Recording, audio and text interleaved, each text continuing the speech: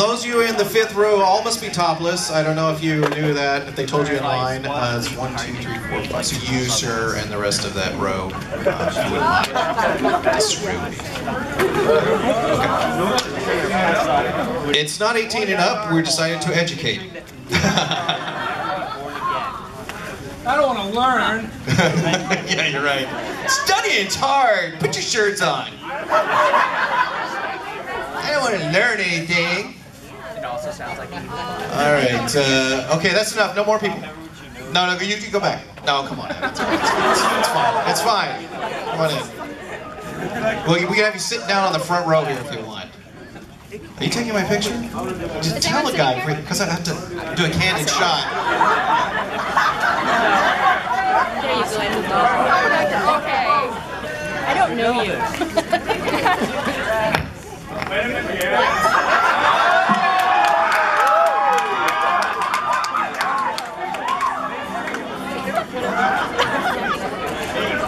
The candid shots are the best. You understand? That's why you pose for them. Well, since my baby.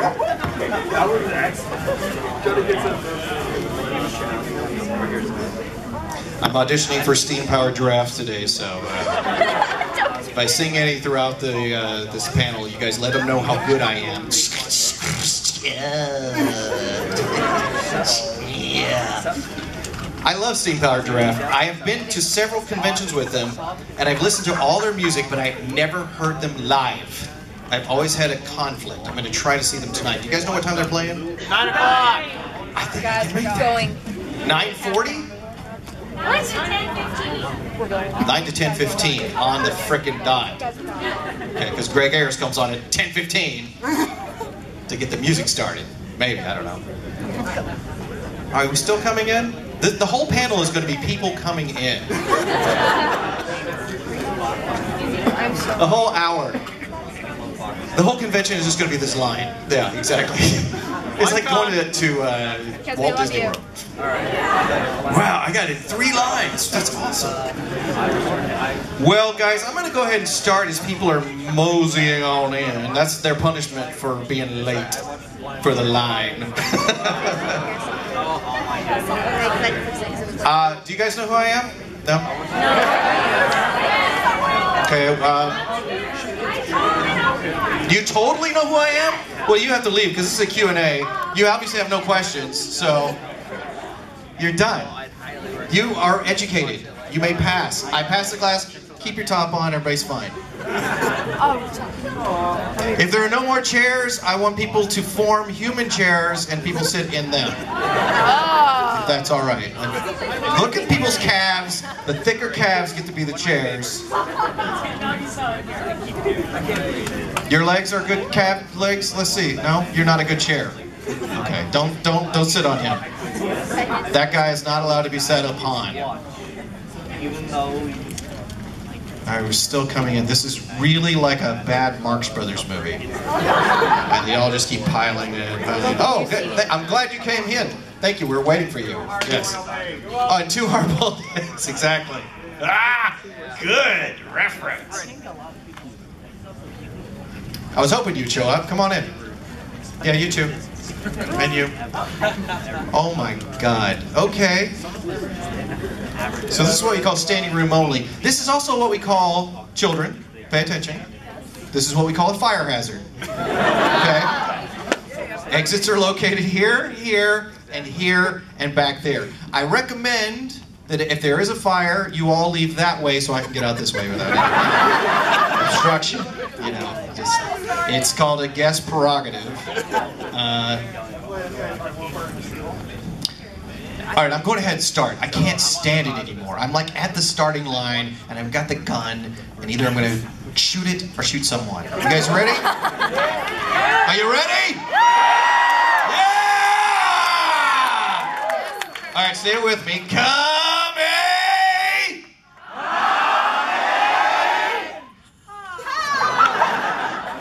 But we shouldn't talk about that because this is Maes Hughs' panel, isn't it? Maes Hughes can do it. My name is Sonny Strait. I am the voice of Krillin from Dragon Ball Z. I am the voice of Usopp from One Piece. I was the original Toonami Tom 1. Back when you guys were babies. Some of you weren't even born, I bet, when I was Toonami Tom. Those of you who are 17 years old and younger probably don't remember. Raise your hand if you're under 17. Okay, there'll be no words such as shit used in this panel. There's too many youngins. No, we won't do it. If you say it, it's okay, but we have to throw you out. Out the exit. I was also Lupin the Third. Not all the Lupins the Thirds. There were plenty. Yeah, I was the good one. Yeah, right. No, I was. No offense to Tony Oliver, who's awesome. No, I was the one for Funimation, and we had 11 movies, and then the latest series, a woman called Fujiko Mine, which is awesome if you haven't seen it yet. And I also played this obscure character called Maes Hughs on Full Metal Alchemist. Not really a big character. He dies, and nobody really cares about him, and it's not a big deal. No, you know what I mean. You've seen the show. It's like it's a part that nobody really cares about. He dies, and people go, so? Moving on. Oh, Daddy, what are they doing to him? Why are they covering him with dirt? Oh, no, Mommy, give me my spade! Daddy, come out!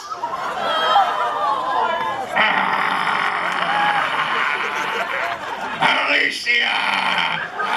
Brain! Isn't she cute?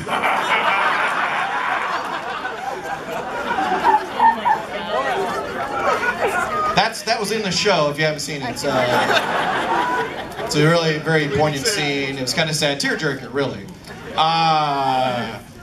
And I am also a comic book artist. I've been published many times for my work in Elfquest, and my own series, We Shadows, that was published at Tokyo Pop. And currently I'm a colorist for Dark Horse Comics. So, yes. Very, very busy man. Very busy.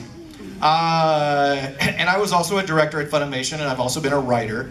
So if you guys have any questions about Full Metal Alchemist during this panel, I'll be happy to answer all of them. All the ones I can't answer. You realize I died after episode 25. So according to my contract, after I die, I stop giving a shit. And then, yes, in Brotherhood, he said episode 10, which is very giving. It was actually episode 9. Right, so bear that in mind when you ask these questions about what happens afterwards, because I may not know. But if you have any questions about cartooning, I'll be happy to answer those too. If you have any questions about directing or writing, I'll answer those as well. Or how to get into the business, or whatever you want to ask. If you want to ask my questions on philosophy, or how I have developed a device that can travel faster than the speed of light, which I won't go into detail about because it hasn't been patented yet, but I'll be happy to skirt certain questions around it. So, do you guys have any questions? Raise your hand. We have one question. There's a room of 1 million people in here. And we have two people, have a three, bit about a four, bit about a five, bit about a six, sold to one. How did I personally feel about Hughs' death? I felt unemployed. It's a very, very sad day for me. And I showed up to work and he said, "You're dead." No, actually, I didn't show up to work that way. Mike McFarlane directed that particular episode and knew it was a very pivotal. Take a picture of me while I'm adjusting my pants, if you could. It's just, wait a minute, let me get the crotch. Got it? Okay, good. All right.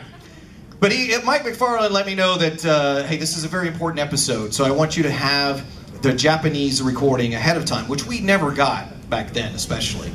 And so I got to watch it a week ahead of time. And it was a very cool, poignant episode, and as an actor, you do like to die. You know, that is a fun thing to do if you're an actor. And I get to do that a lot.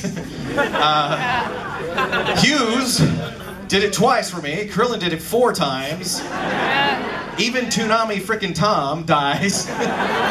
He's a frickin' robot, but you're dead. The only character I play that does not die, who probably should die, is Usopp! The dude can take a beating, right? I mean, he is wrapped up in bandages, every bone broken. He's like the Evel Knievel of anime. And you guys don't know what Evel Knievel is. It's way before your time. He was a daredevil in the 70s. He tried to jump over the Grand Canyon like an idiot. Didn't die, though, just like Usopp. It was cool. We did that episode, going back to the question. And then, a couple months later, it aired on TV. And Mike, I was there to record at Funimation for something else, and he said, "Hey, your character died on TV last night." And I went, "Great. You know, is that supposed to cheer me up?" He goes, "Oh, does that make you sad?" And I said, "Well, yeah, it was a cool character." And he goes, "Okay." He took me to all the website forums where people were crying because Hughs died the night before. I said, "Yes." I made the nation cry. Oh, that's much better than going to season 2. That's awesome. How often do you get to do that? And if Hughs' death did not make you cry, Alicia at the funeral did, right? Yeah. You saw. Daddy! Sorry, I'm not going to play that again. I'm not going to do the Zombie Hughs episode. Even though I love it so very much. Do we have any other questions? Yes, ma'am.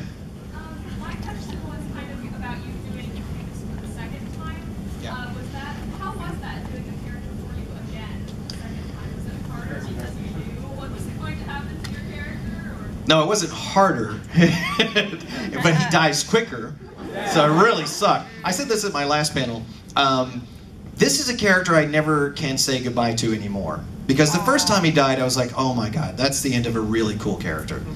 And then I get a call from Mike saying, "Hey man, we need you to come in and do some more Hughs." I went, "What, Zombie Hughs?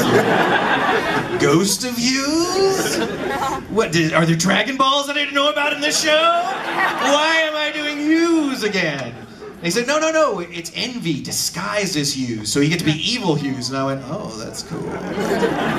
So I got to be evil Hughs. That was cool. But then I thought, okay, that's the end. You know, mourn the death of this character. You're never playing him again. And then I get a call later, about a year, I think, and I get a call from Mike saying, "Hey, we need to play Hughs again." I went, "What? How's that? What?" And he said, No, it's a movie." Oh, cool, a movie. So I get to be, you know, going about my daughter. "Oh, isn't she cute? And my wife?" And he goes, No, he doesn't have a wife or daughter. What? And he's a Nazi. I go, okay, well. It is okay, but it's Hughs, right? Is he happy-go-lucky? No, he's a sad Nazi Hughs. So I got to play him again. And then that was the end, right? There's no more. Cut to a few years later, Brotherhood comes out, and I'm like, oh boy. But then he dies in episode 9, so that's the end. When he died in Brotherhood, I thought that's it. And then we started getting these OVAs, so I am not saying goodbye to this character anymore. He will live on forever, somehow. Right. Krillin, forget Krillin. He's going to come back anytime. You can't kill him off. Yes, what is your question? Me? Yes. Yes, you. What's your favorite Elfquest volume? Elfquest volume? Yes. I know which one it is, I just don't know what number it is. It's the one where Cutter is facing Winnowill, and for the first time he's got that knife to her throat, and she's zapping him at the same time. That was the very first page I'd seen of Elfquest, and I fell in love with the series after that. I was at a friend's house, my friend Richard, and his floor was carpeted in comic books. And so I just went, what's this Elfquest? And it was already opened up, and I flipped it over, and there was this elf with a sword to the throat of another elf, and you felt there was some real stakes. Somebody's going to die here, right? And it was just the most intense thing I'd ever seen in a comic book. And I'm like, who's this dude that draws this comic? You know, he's a badass. And I looked it up, and the name of the dude who drew it was Wendy Pini. And so I was like, okay, I'm a fan of this woman. She's amazing. And so that's my favorite issue. I'm not sure which one it is. I have it at home, though. Somebody bought it for me when I told that story at another con. Okay, way in the back. Opinion on Space Elves? Can I what? What's your opinion on the Space Elves? The Space Elves? What are the Space Elves? Is that in Elfquest? Really new stuff, yeah. Oh, right. Yeah, the really I haven't read much of that. yeah, it's really bad, don't. Well, you know, honestly, it's weird because I've drawn Elfquest, and yet I'm also one of those people who hates anyone who draws Elfquest besides Wendy. So I hate myself with a passion that cannot be stopped. I hate myself. Although I will say this, I think I've gotten pretty close to the style, or at least an acceptable level, and I'm considered one of the top 5 non-Wendy artists in Elfquest. Even so, I would rather Wendy be doing it, because she's amazing. Any other questions? Yes? Yes. So you said actually at an earlier panel that you've done on the stage. And how is that different from voice acting? How it is for every Not much for me, because I will still do the physicality in the booth. You know, if even if the character just has his hand on his hip like this, I will do that. I have to do what they're doing. And I think it affects the voice in a way, you know, it may not, but I think it does, so that's why I do it. And you know, actors are kind of superstitious people, and once you get going on something, you got to keep doing it the same way. I do miss theater, I just don't get a chance to do it very much. Although this is kind of theater for me right now, to have an audience here. And that's the cool thing about being a voice actor going to conventions, because you don't get to hear the applause or the laughter or whatever. You hear nothing but your director, who's trying really hard not to laugh, because he doesn't want to ruin your take. So it's cool to come here and find out what people feel about your work. Any other questions? Yes? No, Blondie. Oh, okay. I guess, what would be your favorite moment during the booth of Hughs that you like recording? My favorite part of Hughs, Yes. That you honestly, is episode 25, where he dies. That was my favorite. It was, oh, okay, for your point of view, that's terrible, right? But from my point of view, it's a moment to act in a very dramatic way, and it's to really feel something deep. I mean, death is the deepest thing you can feel, right? And as an actor, you're about feeling, and you're about experiencing another person's life or death. And so episode 25 is my absolute favorite. Next to that, there was the tournament, when he was like, "Don't fall on Daddy!" That's my second favorite. Yes. Bloopers. Oh my God, that was so long ago, I don't remember. But you know, here's the thing about bloopers for us, is that we do them all the time on purpose. Every time we go in to record, they're so numerous, we just can't remember them. And every time I'm with a panel with a bunch of other voice actors and they say, tell us your favorite blooper line, nobody remembers, you know, so it's because we do so many of them. And it's good to keep laughing. No matter how dramatic and terrible the scene is, you can bet that we're laughing about it after we do it. You know, if nothing else, just to keep your energy up. There was a scene, and I've said this before, raise your hand if your question is, what's your favorite character to voice? Nobody had that question? That's good, because there's one in every crowd. There you are. My answer to that is Usopp. And the reason why is because in some of the recent story arcs, he is just humiliated and crying and angry and hating himself. And I'm doing this scene where he's crying and tears came down my face. Now that's never happened to me before, you know, and I try to really feel what's going on in the screen, but I was like, okay, you're now my favorite.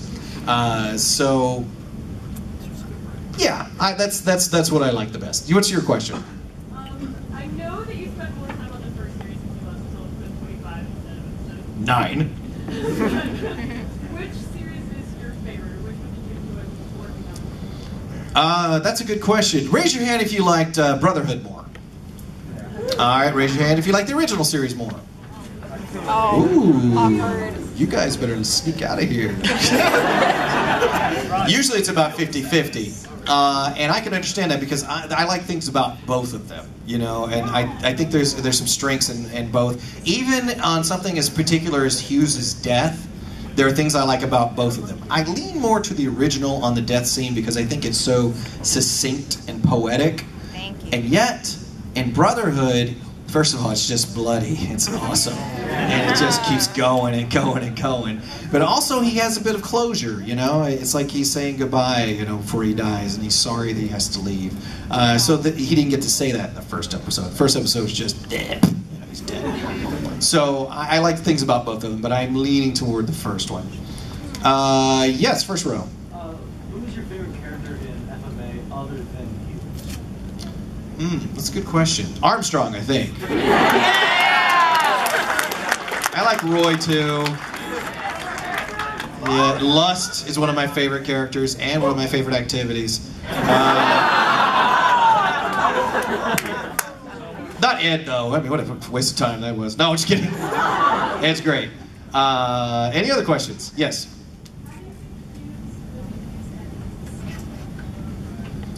No, as a girlfriend.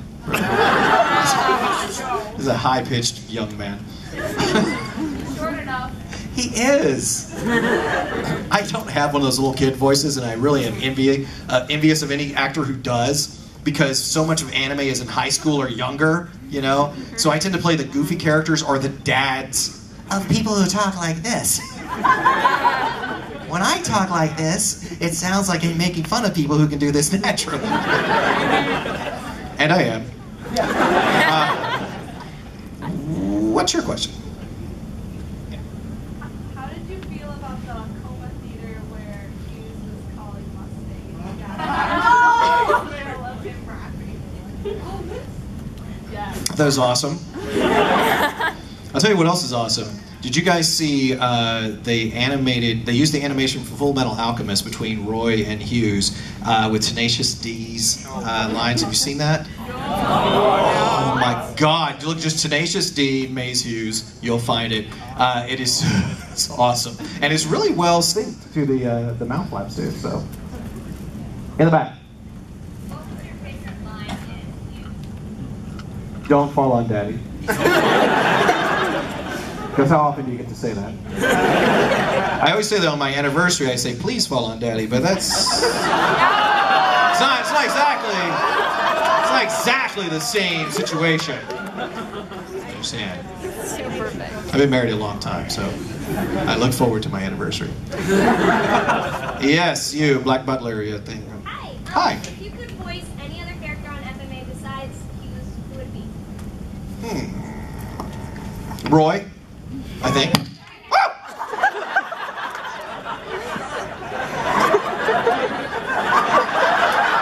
Domine Patre, Domine Fili, et Spiritus Sanctus.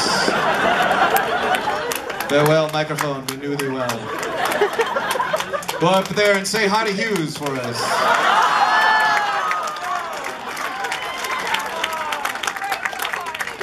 You guys are sick. This is a solemn moment. You don't applaud at a funeral.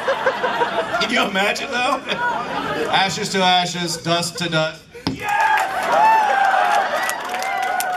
Bye, asshole! Nothing personal. It's just just trying to explain something. Okay. Way in the back there. Okay, I have two questions. The first question is basically something that you work directly with the other actors. Who was your favorite voice actor to work with? And my other question is, what do you think of Dragon Ball Z, particularly Krillin, Dragon Ball Z, Bridge, sorry. Okay, two questions. One, who's my favorite voice actor to work with? That's really, really tough, you know, because I've directed a lot of them. And when you direct them, they become like your babies. Like, you know, it's hard to pick. If I had to pick several, I would pick Chris Sabat. Because he can get me work. No, I'm just kidding. Colleen Clinkenbeard. Laura Bailey. Mike McFarland. Sean Schimmel. Caitlin Glass. Is she in the audience? Okay. Because you don't have to cheer for her. She's awesome.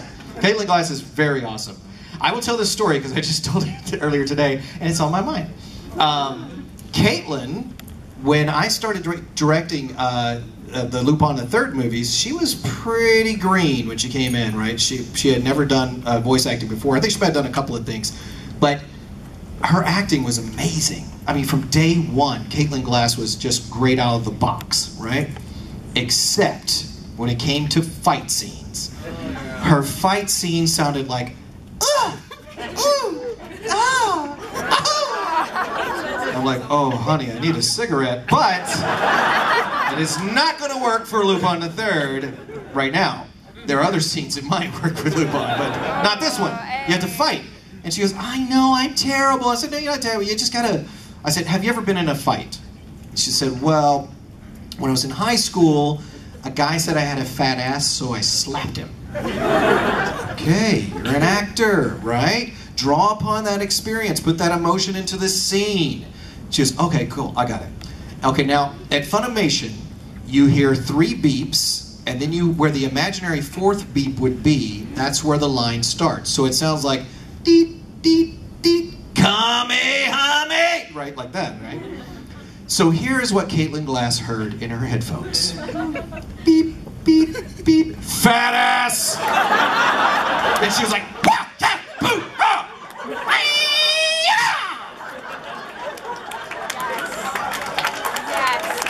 right? It was good direction, right? Yes. And she later plays Cammy on Street Fighter, right? It's all because of me. So you have me to thank for that when you're playing the game. Yes, Fox. Have you ever played a prank on someone, or has anyone played a prank on you? No. Yes, they have. So I just realized you had another question. Team 4-star. Yeah. Although I was also Krillin own count. Awesome. Good. Moving on. Pranks. The only prank that anyone played on me was from Laura Bailey. I said this is the last panel too. This is like the same panel again. Same questions though. But I was at Okatron 5000. That is Chris Sabat's personal studio, and I was on it was on MySpace. This is an old story. It's been a long time since anybody tried to punk me. So I was on MySpace, and I logged out, and then I went home, and I got back on MySpace. I had to turn on the generator to get the steam-powered computer to work so I could get on MySpace. This was a long time ago, that's what I'm trying to say.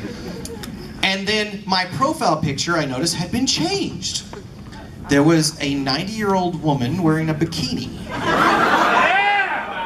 So I wrote, Weight Watchers is working, and I left it up. And then 2 weeks later, Laura Bailey commented, that's what I love about you. You left it up. And I went, oh, it was you? I would have never suspected that. But apparently she's notorious for those kind of pranks. All right, good. We're getting rid of those people because I was really disturbed by that guy not having a shirt on. You know you liked it. Now, do we have any other questions? Yes. Oh, wait, you already asked a question. Who has not asked a question yet? Okay, way in the back. Should I come up with Cammy or something? Yes, please do. Oh, okay. Now give her a big round of applause for having the courage to step forward and tell us her sins. Child, what is your name and what is your sin? My name is Janine Matizan, and I don't really have any sins. Then you don't need to be healed. Janine, what is your question? My question is, did you enjoy playing Lupin the Third, and if so, did you have a favorite movie or line from playing that character? I did enjoy playing Lupin the Third. Favorite movie? God, I like a lot of them because I directed like 10 of them. Again, those become all your babies. It's hard to pick. But I really liked, and you know what this weird thing is? I don't even know what it's called. It's either Tokyo Crisis or Crisis in Tokyo. Is it Crisis in Tokyo? That's my favorite. I have to say that's my favorite. And the reason that's my favorite is because everything goes wrong for every character but Pops. And Pops even kind of gets the girl at the end, so it's pretty cool. Yeah, so that's my favorite. Favorite line? I know my favorite line. My favorite line was, Jigen, you'll always be my hero. And that's it. Thank you. Thank you for coming up.